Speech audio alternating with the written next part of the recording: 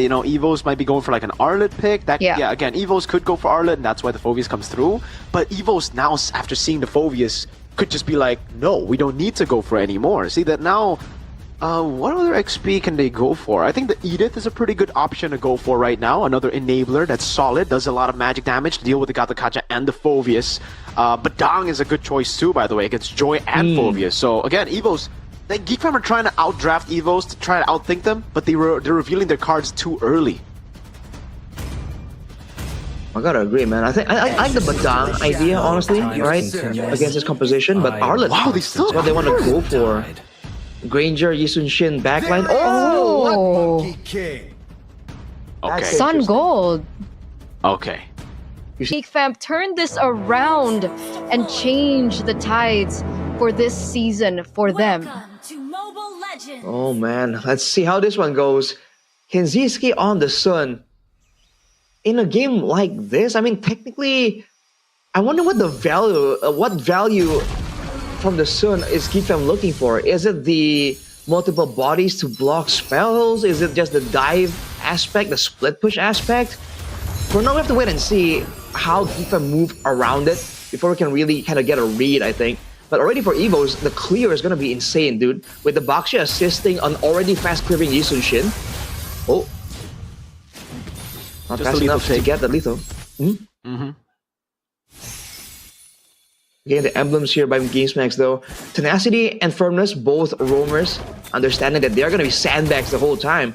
But for the Kanziski, Wither's Blessing and Agility, so he's trying to match the roam potential. He's going to be active moving around the map. So it might be a split angle more than anything. That's definitely possible. Maybe that's what they're looking for. I mean, once upon a time, we did see GEEK really loving that split kind of strategy. I think back when it was Chidera in the gold lane, maybe they're trying to do or replicate something of a similar nature. But they are going against, you know, Key on the Baxia, who should be able to rotate quick as well. But we'll see exactly how this pans out. For the moment, audience prediction, 80% heavily favors EVOS. 20% for GEEK here by Gope as we look at rotation now for GEEK.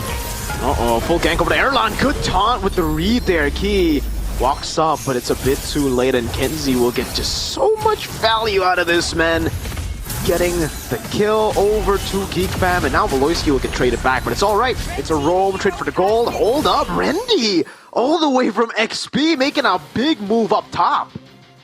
Very aggressive, fast rotations as well, and really good setup, I think, as he should be able to rotate back in time to be able to clear that EXP lane to set up for the neutral objective take. Meanwhile, Key doing his best, giving over vision for his team to make sure that maybe they can find a way to pick up this first turtle of the game. Yeah, Key and Randy here just trying to zone around, at least get information, but oh! Oh man, good taunt, locks Rendy down. GEEK fam can go on a turtle, securing it for free with no Rendy on the board. Dude, that's a ton of damage out of nowhere. The Arlet, again, is a utility damage type of hero. You can't really stay in the front right there, and neither can Sway low. EVOS, a bit overzealous. Oh, gets the Crimson Beacon out, dodging away for the AOG, but Loisy picked up again, and Mountain Shocker comes in as a kill over to Albert. Key, able to get the shield unity down. Are they gonna go on Gobs? No, they're not. They're gonna have to respect this wait.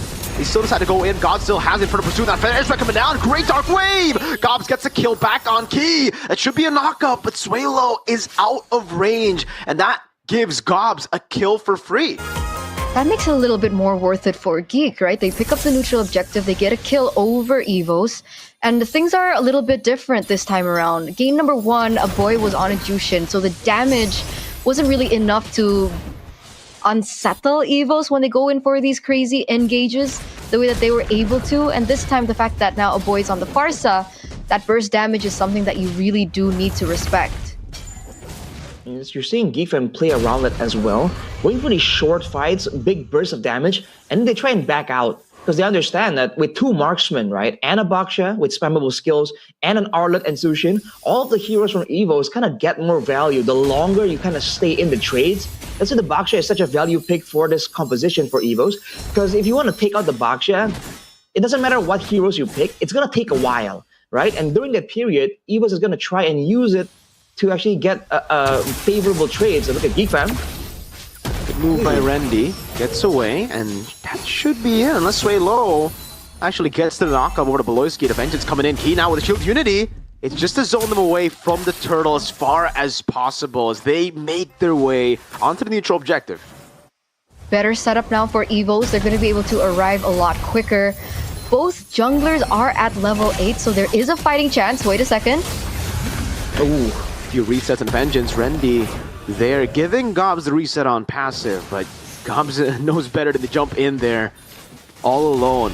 Joy still waiting for the moment. Beloyski fully stacked up on the Lantern Flare. That Dark Wave with a Flicker combo coming in with Makins with Electrifying Beats coming in as well. Sway Low pops in Crimson Beacon, able to get a kill back. He pops Revitalize. Gobs too deep in the base, in the turret, and gets taken out. There it is. Turtle taken in by EVOS. They get 2 kills on Gobs as well as Beloyski. Meanwhile, GEEK are looking for a trade around the map. They will be able to get that turret in the bottom side of the map. But all in all, EVOS take control over that objective. So GEEK even go for the aggressive play there. They were the ones trying to get a catch on the Sway Low, trying to capitalize on the fact that he got poked down. He has no Purify, but he didn't get taken out. And just like that, the shorter range allows for EVOS to kite back away and punish GEEK fam. They did get a trade in the bottom lane, but at this point, they're going to be fully banking on that Sun split kind of style. And EVOS can still dictate the pace, and if they have full control over the map, then Kinziski is going to slowly but surely run out of options to push. Uh-oh, Beloyski will get locked in. Pops Revitalize still.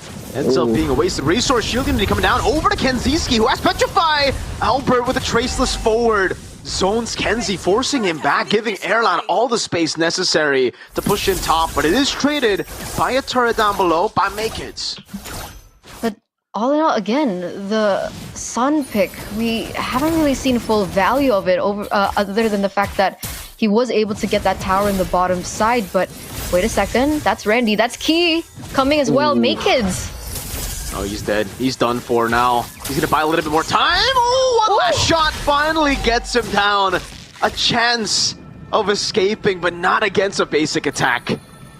21 seconds for him to spawn back into the game, and you can already see the timer, the countdown for the next neutral objective. That's a pickup onto Beloy. Great final slash. Gets the Death Sonata down. Kenzie gets a turret, but it's going to be traded for the mid lane tier 1.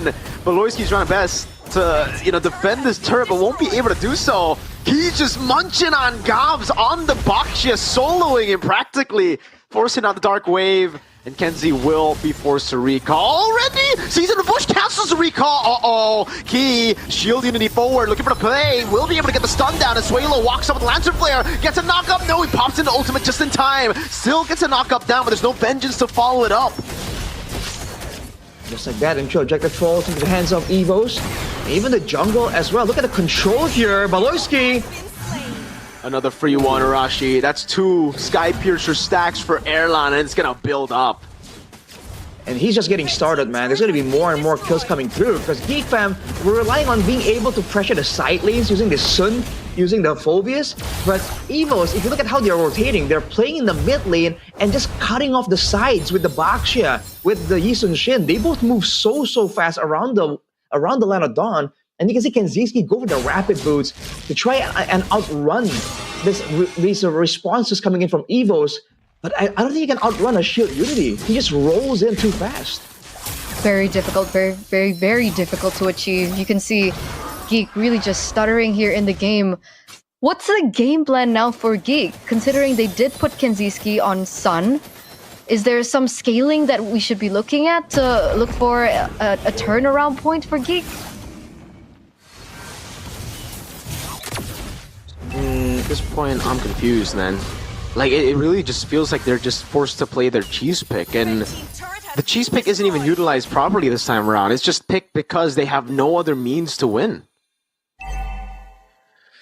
They're kind of stuck in a corner idea in how they wanted to play this out. This is what they're talking about since game number 1. The drafts are so straightforward, so one-dimensional, and the moment you're required to do something else due to the circumstances, the snowball, or maybe a mistake in the early game, there's not much they can do. You're seeing it again here, GEEK fam positioning to try and go for some kind of push, But look at EVOS, man. With just a little bit of information, they can kind of position and posture up aggressively. And Kenziski is just forced to not push out. And now, EVOS are the ones forcing GEEK fam to choose, right? You want to keep pushing, or do you want to risk a full-on 5v5 fight? And we want to fight and win anyways.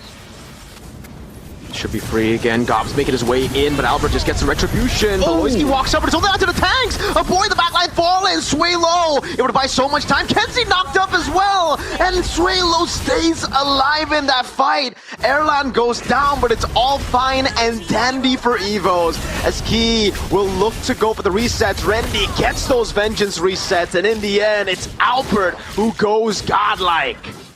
2 for 3 trade. The Lord pick up in by the White Tigers. Makeit's trying his best to clear out these lanes, but the inevitable is here. Key, he gets him!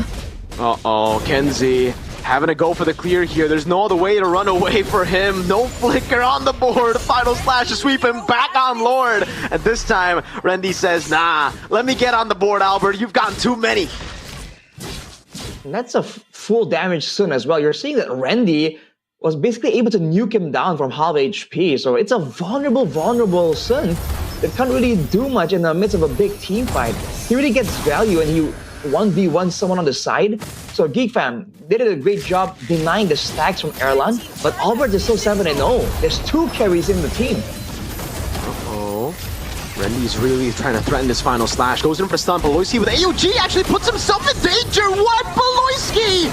And a boy gets taken out like they're nothing. Make it to the back line. Erlan positioning perfectly. Gets the final shot on Cobbs. And looks for the Rhapsody now over to Make It, who's able to dash away in time. Kenzie, you've got to back away now, and it will still be a turret up top despite their efforts to shut Albert down. These turrets are going to be falling there. Top side turret goes down. A boy comes back in 3 seconds. Will EVOS look for the commit? Make it? Does he get the buff? He does, but won't be able to get more than that. Just the buff. So small victories is everything that the GEEK fam requires right now. Make It actually is the only one that has kills to his name, that can kind of do something, make a play happen. So every little bit counts, but now that GEEK fam's got the shutdown onto Albert, the goal disparity really isn't as wide. But again, EVOS still have the same kind of pressure. They still have the same amount of structures before the Lord thing. And now the base turret on the top side, away from the Lord, is down as well. So EVOS can just keep playing this game. Absolutely value here for EVOS, right? To work around it, to dance with it.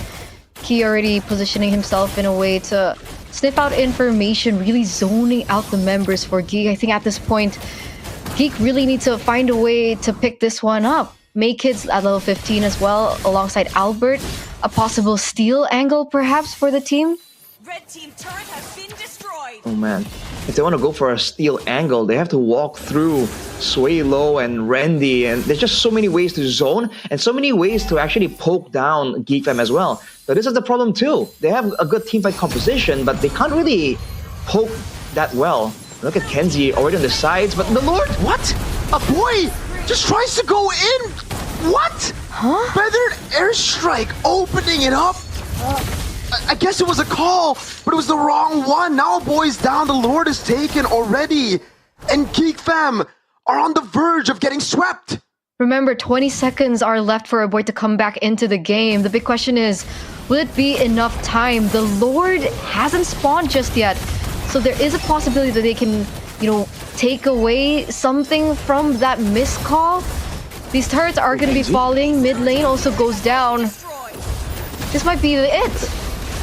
Yeah, for the airstrike coming down now, boy respawning, but Beloyski doesn't have AOG, gets taken out by the Mountain Shocker. Up top, the Lord will be taken out, but Kenzie has to back away. Randy looking to go for it, actually is able to distract the back as EVOS get the clean sweep on GEEK fam.